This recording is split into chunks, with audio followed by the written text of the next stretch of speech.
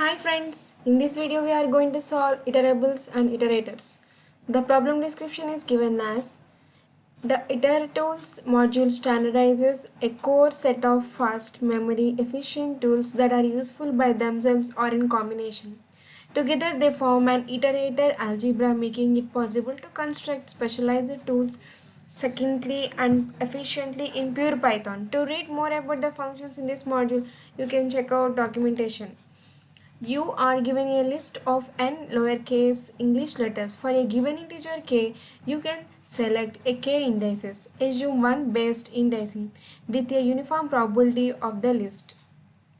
Find the probability that at least one of the k indices selected will contain a letter A. Input format. The input consists of three lines. The first line contains the integer and denoting the length of the list. The next line consists of n space separated lowercase English letters denoting the elements of the list. The third and the last line of the input contains the integer k denoting the number of indices to be selected. Output format. Output the single line consisting of the probability that at least one of the k indices selected contains the letter A. Note: the answer must be correct up to 3 decimal places. Constraints. The value of n lies between 1 and 10. The value of k lies between 1 and n. All the letters in the list are lowercase English letters. Sample input 4, AACD and 2. Sample output 0.833. Explanation is also given here. All possible unordered tuples of length 2 comprising of indices from 1 to 4 are out of these 6 combinations, 5 of them contain either index 1 or index 2, which are the indices that contain the letter A. Thence the answer obtained is 5 divided by 6. In this problem can be easily solved in such a way. Just we need to find the number of combinations that can be obtained with the given list of characters with the combinations is equal to 2. The number of combinations with the 2 values in it. Let's see how our code looks like.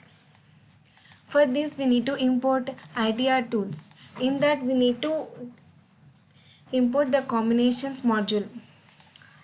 In order to take all the input values, we taken variables n, l and c1.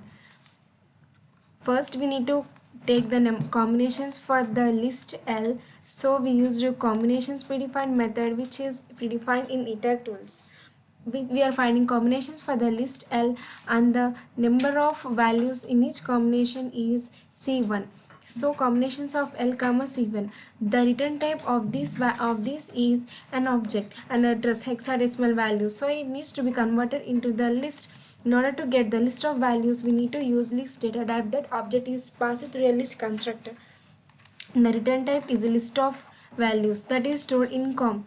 First, we need to find a list of tuples, the combinations which consist of value A. So we are using this filter predefined method. Here the filter predefined method, what is do is, here it takes each and every tuple in the com variable and it finds whether A is present in that tuple. If it is present, it is added into the variable f. Here also the return type for this filter method is an object. In order to get list of values, we are using list constructor. The list of values is finally stored in the variable f. That's all.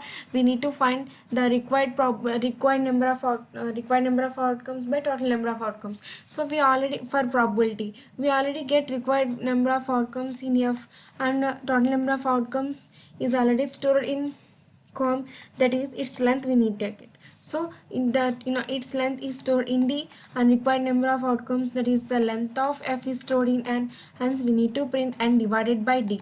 Here the output format should be of 3 decimal places. Hence we are using the format predefined method. The syntax is like this. Let's run our code to check our output. We pass sample test cases. Let's submit our code. We got all the test cases right. That's all. I think you understood. That's all in this video. Thank you.